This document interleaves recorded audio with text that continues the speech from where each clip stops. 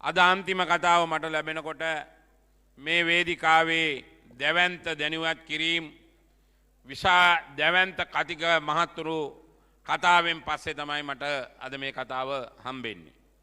මේ රැස්වීම් මාලාව අපි ලංකාවේ මාතරින් පටන්ගෙන ඊයේ පෙරේදා අපි නැවත රැස්වීම් කීපයක් තියලා තමයි අද මහනුවරට එන්නේ කුරුණෑගලට යන්න බලාගෙන.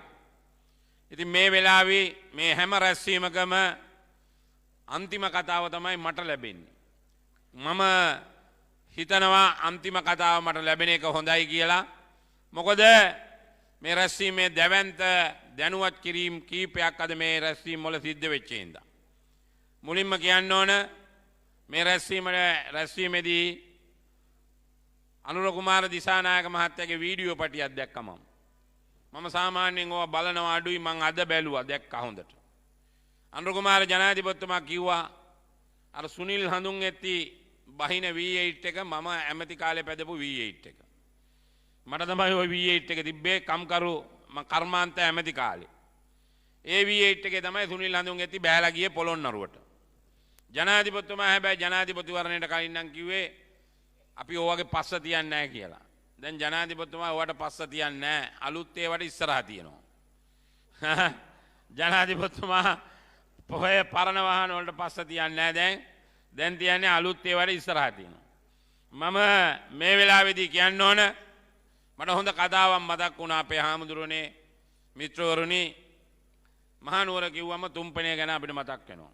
දැන් නම් තුම්පණය කියලා නැහැ. දැන් තුම්පණය කියන වචනේ අයින් වෙලා තියෙනවා. අර තුම්පනේ ගොයන් කොලයක් පාගන්න ඒ කාලේ ගොයන් කොලේ පාගනකොට කරවල වුණාලු. ගොයන් කොලේ පාගනකොට කරවල වුණාම එතන තිබ්බලු උස්සම උණගහ. උස්සම උණගහ පාත් කරලා පෙට්‍රෝල් මැච් එකක් බැඳලා ඉස්සුවලු. පෙට්‍රෝල් මැච් එක ගිහිල්ලා වීසි වුණාලු උණගහ ගිය ගමම්ම. ඊට පස්සේ පෙට්‍රෝල් මැච් එක හොයන්න ගිරයක් බැඳලා පෙට්‍රෝල් මැච් එක තියෙන තැන කොහෙද කියලා බලන්න ගිරෙත් යවලු. අන්තිමට ගිරෙත් නැති වුණාලු පෙට්‍රෝල් මැච් එකක් නැති වුණාලු. ඒ වගේ තමයි මේගොල්ලෝ පටන් ගත්ත කිසිම එකක්. ක්‍රීන් ශ්‍රී ලංකා පටන් ගත්තා අර පෙට්‍රෝල් මැච් එක වගේ කොහේ ගියාද කියලා දන්නේ නැහැ. රීබිල් ශ්‍රී ලංකා කියලා පටන් ගත්තා අර ගිරේ වගේ කොහේ ගියාද කියලා දන්නේ නැහැ.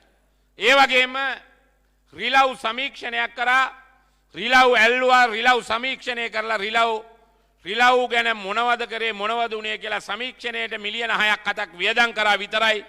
ඒ සමීක්ෂණයේ ප්‍රතිඵල මොනවද කියලා එළියට දැම්මේ නැහැ. ඊට පස්සේ මම පාර්ලිමේන්තුවේදී ඇහුවා දැන් රිලා සමීක්ෂණයේ හින්දා ලංකා ආණ්ඩුවට පාඩු වෙච්ච ගාන. ඊට පස්සේ යන්තම් බොරු සමීක්ෂණයක් ගෙනල්ලා එළියට දැම්මා. අද රිලව් ඇල්ලුවෙත් නැහැ. මෙහෙ ඉඳපු නළුවා මනුවරණ කිව්වා දූපතකට අරන් ගිහලා දානවා කියලා රිලව්. මට පේන්නේ රිලව් දාන එක කෙසේ වෙතත් තව ටික දවසකින් මනුවරණ අරන් ගිහලා කොහේ හරි තැනකට දාන්න වෙනවා. මනුවරණ කිව්වනේ රිලව් ගිහලා දූපතකට දානවා කියලා. අද රිලව් දූපතකට දැම්මෙත් නැහැ. රිලව් ටික ඉන්නවා 159 රිලව් ටිකයි රිලවියෝ ටිකයි පාර්ලිමේන්තුවේ ඉන්නවා. කිසි ප්‍රශ්නයක් නැතුව ඒගොල්ලෝ ඉන්නවා පාර්ලිමේන්තුවේ. ඉතින් මම මේ වෙලාවේ කියන්න ඕන මහනුවර දිස්ත්‍රික්කයත් යම් වැරද්දක් කළා. ඇහැට දැකපු නැති ගෑණියෙක් කසාද බැන්දාට පිරිමියාට ඡන්ද දෙන්න එපා. මම ඇවිල්ලා නුවරින් බැන්දා කියලා මට ඡන්ද දෙන එක වැරදි. මේකේ අනුරාධලා අලුත්ගම ගේලත් හිටියනේ 70 බුරුත්තක් මේකේ හිටියනේ අපේ උන්. අපේ උන් 70 බුරුත්තක් ඉද්දී අපේ උන් එලවලා අර වැලිගල්ල පැත්තෙන් කසාද බැඳපු වැලිගල්ලද ගෙලියෝෙන්ද? ගෙලියෝයේ පැත්තෙන්ද කොහෙද කසාද බැඳපු ලාල්කාන්තයා ගෙනල්ලා ලක්ෂ 3ක් ඡන්ද දුන්නා. ලක්ෂ 3ක් පොඩි ගාණක් නෙවෙයි මහනුවර දිස්ත්‍රික්කේ. අනුරුද්ධ රත්නත්‍රයටවත් දීමු ජයරත්නටවත් ඔය හිටපු අලුත්ගම ගේලාට කෙලිකාරෝ කාටවත් ගන්න බැරි ගාන මේ කසාද කොහෙන්ද වෙයිලා කසාද බැඳපු මිනිහට ඡන්ද දුන්නා මේ මහනුවර දිස්ත්‍රික්කේ. ඌට නියමයි. අර පාර්ලි චැම්පියන් කැමතුමා කවනේ දිට්ට එක ගයක් හැදුවේ නැහැ කියලා. දිට්ට එක එයා ගයක් මිනිස්සුන්ට හැදුවේ නැතුවට හැබැයි මිත්‍රවරුනි රම්‍ය සුරම්‍ය දෙකක් හරි දැන් සුබ නුවර හදයි. දැන් මේ වෙනකොට කඩුවෙල හදලා තිනවා බංගලාවක්. තව බංගලාව මහරගම තියෙනවා. දැනට මහරගමයි කඩුවෙලයි බංගලා දෙකක් තියෙනවා. ලාල්කාන්තට කෝටි කෙල කෝටි ගාණක් වටින බංගලා දෙකක් තියෙනවා. මිනිහා 750කටවත් ගණන් ගන්න. වැඩිම මුදල් හම්බ කරන ඇමතිවරයා තමයි ලාල්කාන්ත මේ ආණ්ඩුවේ. අවුරුදු 76ක් අපේ උන් හම්බ කරා කියපුවාට වැඩියෙන්ම හම්බ කරන්නේ ලාල්කාන්ත කියන එක මම මේ වෙලාවේදී කියන්න ඕනේ. ඒ නිසා මහනුවර දිස්ත්‍රික්කයේ ඡන්ද ගත්තත් එකයි මිනිහට ආයේ තිබ්බත් එකයි ලාල්කාන්තට කිසි ප්‍රශ්නයක් නැහැ. ලාල්කාන්ත හම්බ කරන එක නවත්තලා නැහැ කියන එක මේ වෙලාවේදී කියන්න ඕනේ. ඒ නිසා මේ දිට්ටා සුළු කුණාටුවෙන් හැදුවා කියලා ගෙවල් මේ ඕගොල්ලොන්ට හදන්න නෙවෙයි ලාල්කාන්තේ. සා මිත්‍රවරුනි අර දුම්රිය මාර්ගය ගැන මම මේ ළඟදිත් පාර්ලිමේන්තුවේ කිව්වා වෙන මොනවත් කරන්න ඕනේ නැහැ සුද්ධෝ හදලා දීපු දුම්රිය මාර්ගය අපිට හදලා දෙන්න කියලා මම පාර්ලිමේන්තුවේදී කිව්වා. මේ පේරාදෙණිය විශ්වවිද්‍යාලයේ වෛද්‍ය පීඨයේද මොන පීඨයේද දන්නේ යනවා ගම්පහාර බැසිල්ගේ ගෙදර අල්ලන්න. මොකද්ද? මල්වානේ ගේ අල්ලන්න යනවා. මම පාර්ලිමේන්තුවේදී කිව්වා මල්වානේ ගේ අල්ලන්න යන්න ඕනේ නැහැ ආයේ මල්වානේ ගේ මොන මගුලටද අල්ලන්න යන්නේ පේරාදෙණිය ඉඳන්. කෝච්චිය රේල් පාර හැදෙන්නේ නැත්නම් පේරාදෙණිය රාරතවි උයන ඔය තියෙන දුම්රිය ස්ථාන දුම්රිය ගෙවල් ඔය ටික අල්ලගන්න කියන්නේ විශ්වවිද්‍යාලයට. ආයේ අපිට දුම්රිය මාර්ගයක් ගැන බලාපොරොත්තු තියාගෙන ඉන්න බෑනේ. නාවල පිටියේ හැම කෝච්චියක් ඉර වෙලා පේරාදෙණිය කෝච්චි 4ක් ඉර වෙලා මාතලේට දුම්රිය දුවන්නේ මම බලාගෙන මේ එනකොට ඉන්ද්‍රා ට්‍රේඩර්ස් එක්ක ගාවින් කෝච්චි පාර ගලවලා අර බින්ගේ ගාවින් මොනවද කරනවා මට මං ඒත් බලාගෙන ආවේ කෝච්චි පාර සදාහටම මාතලේට යන දුම්රිය නැති වෙයිද කියලා.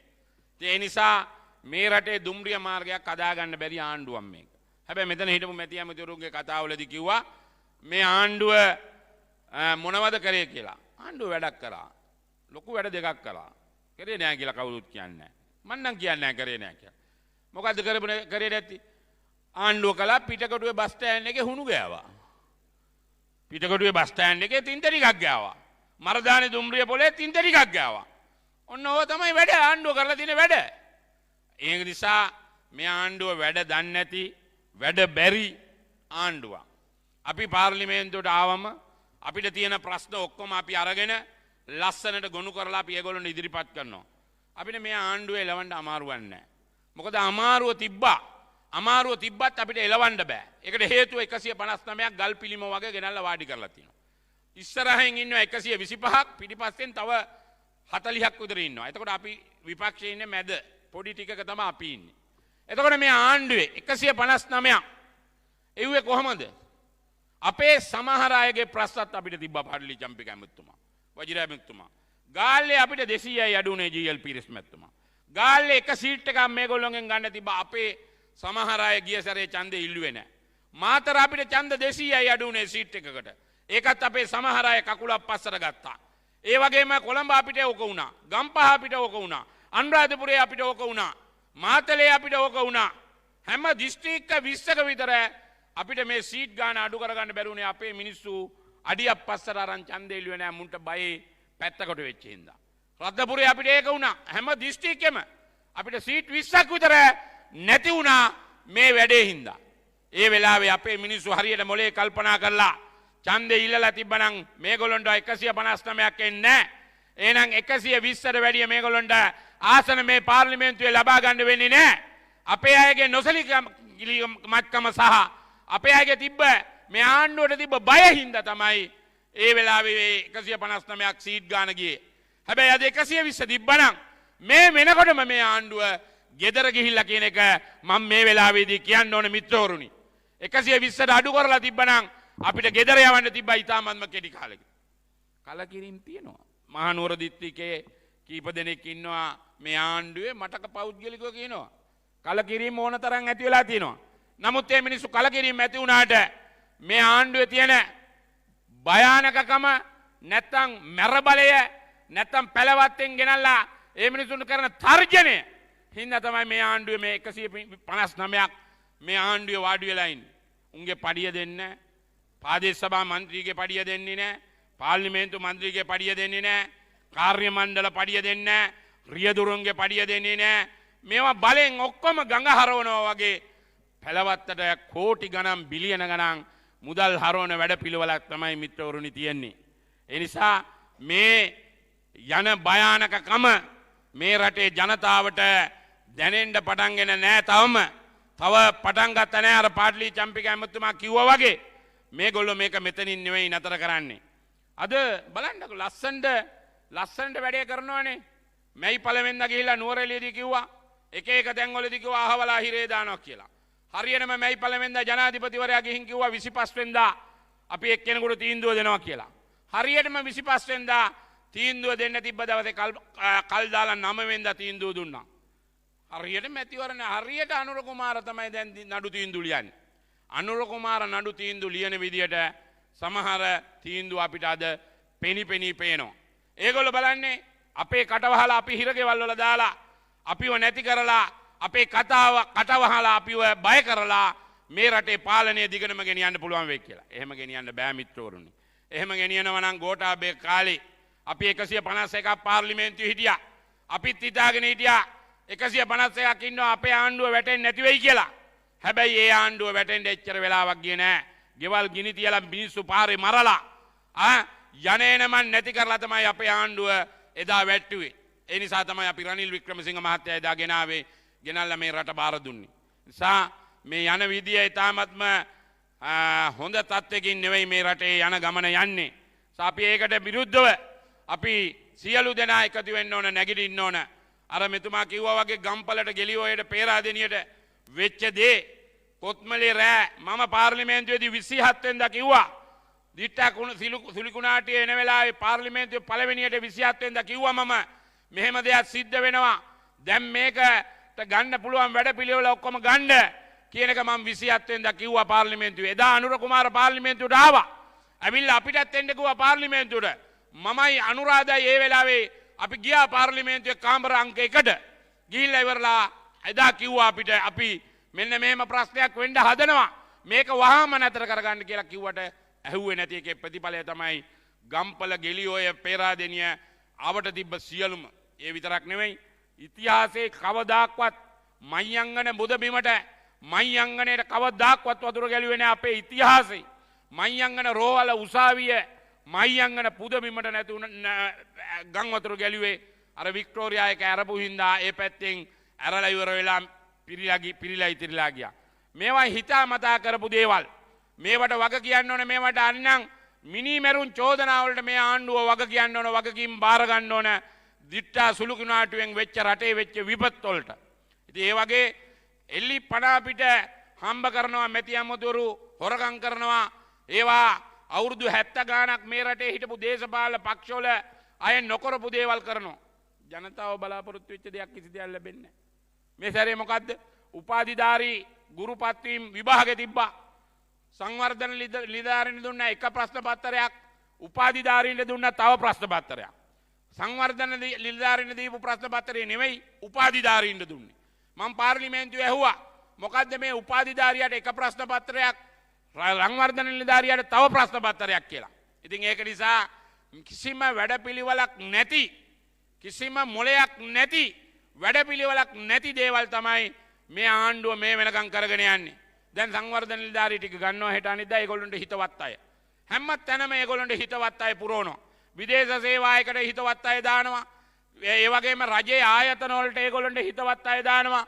හැම තැනම මේගොල්ලන්ට හිතවත් අය මේ තැන් වලට හිතවත් අය පුරවලා ඒගොල්ලොන්ගේ කාඩර් එක පුරව ගන්න නැත්තම් පළවත්තේ කාඩර් එක හදා ගන්න වැඩපිළිවෙලක් තමයි මේ ආණ්ඩුවේ තියෙන්නේ. ඒ නිසා අපි පාර්ලිමේන්තුවේ ප්‍රශ්න 10ද 15ද 20ද එන හැම ප්‍රශ්නයක්ම අපි කතා කරලා පෙන්නලා දෙනවා. හැම ප්‍රශ්නයක්ම ජනතාවගේ ප්‍රශ්න අපි පාර්ලිමේන්තුවේදී ඒගොල්ලන්ට කියනවා. සමහර ප්‍රශ්න කියනකොට ඒගොල්ලන්ට කට උත්තර නැහැ. දැන් ගෙන්නන්න හදනවා අර ලේලන්ඩ් බස් නැත්තම් ටාටා බස් වෙනුවට අර චීනේ පෝටෝන් කියලා බස් වගේ. ඒ පෝටෝන් බස් එකකින් ලක්ෂ 60ක් වැඩි. ටාටා එකට වැඩිය නැත්තම් ලේලන්ඩ් එකට වැඩිය ලක්ෂ 60ක් වැඩියෙන් ගේනවා. හැම තැනින්ම අහුවෙච්ච තැනින් හොරකම් කරන ව්‍යාපාරයක් තමයි හැම අමාත්‍යංශයකින්ම හැම තැනකින්ම හොරකම් කරන වැඩ පිළිවෙලක් තමයි මේ ආණ්ඩුවේ යන්නේ. ඒ වෙනුවෙන් ඒකාබද්ධ විපක්ෂය හැටියට අපි ඔක්කොම එකතු වෙන්න ඕන. කවුද ජනාධිපති කවුද අගමැති කවුද වෙන්නේ කියන එක වැඩක් නැහැ. මෙතෙක්කල් විපක්ෂයට උනේ අපේ බෙදීම් නිසා තමයි මේ විපක්ෂය මේ තත්ත්වයටපත් උනේ. බෙදෙන්න ඕනේ අපි එකට යන්න ඕනේ ගමන. ඒකට අපි ඕන කෙනෙකුට අපි කොන්දේසි විරහිතව කෙලින්ම අපි කොන්දේසි විරහිතව අපි ඕනෑම කෙනෙකුට සහයෝගය දක්වන්න උදව් කරන්න අපි සූදානම්. හැබැයි හැමෝගෙන්ම අපි ඉල්ලීමක් කරනවා මේ තුච්චිත ආණ්ඩුව මේ පාහර ආණ්ඩුව නැත්තම් මේ මිනිමරු ආණ්ඩුව ගෙදර යවනවා නම් අපි ඔක්කොම විපක්ෂය හැටියට එකතු වෙන්න ඕන.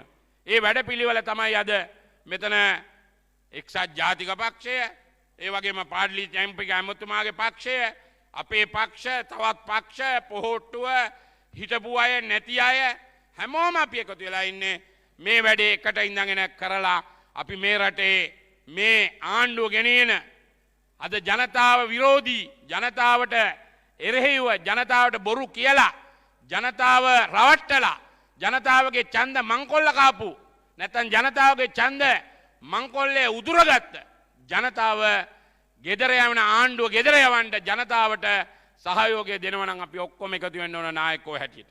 එතනදී අනුරාධ ජයරත්නට විතරක් නැත්නම් මේ ඉන්න මහනුවර දිස්ත්‍රික්කයේ ඉන්න අපේ ඉන්න අනිත් අයට විතරක් කරන්න බෑ. අපි ඔක්කොම එකතු වෙලා මේ ගමන යන්න ඕන. පක්ෂ පාට ભેද මුස්ලිම් දෙමළ සිංහල කියලා ભેද වෙන්න බෑ. අපි එක්කම එකතු වෙන්න ඕන. මම අද මෙතෙන් ආපු වෙලාවේදී මට සතුටු වුණා වේලු කුමාර් අපේ හිටපු පාර්ලිමේන්තු මන්ත්‍රීතුමාත් මේ වේදිකාවේ කතාවක් කළා තිබ්බා. මම එන්න කලින් මම වේලු කුමාර්ටත් ස්තුතිවන්ත වෙනවා. අපේ පාර්ලිමේන්තු නියෝජනය කරපු සුළු පක්ෂක දක්ෂ දේශපාලඥයෙක් වේලු. එන ඔයාගේ සහයෝගයත් අපිට ලැබීම මහනුවරදී අපි නැවත වතාවක් ස්තුතිවන්ත වෙනවා. මම මහනුවර දිස්ත්‍රික්කයේ මුස්ලිම් ජනතාවටත් කියනවා වැඩි මුස්ලිම් ප්‍රමාණයක් ඉන්න මහනුවර දිස්ත්‍රික්කයේ හැමෝටම මෙතන මුස්ලිම් අයත් ඉන්නවා. සියලු දෙනා එකතු වෙන්න ඕන මේ හොර නඩය ගෙදර යවලා නැත්තම් මේ වැඩබැරි ආණ්ඩුව ගෙදර යවලා අපි ඉදිරියේදී මේ රටට නැවත මේ රට ගොඩනගන්න පුළුවන් ගොඩනගලා රටේ තියෙන ප්‍රශ්න විසඳන්න පුළුවන් ආණ්ඩුවක් පිහිටවන්න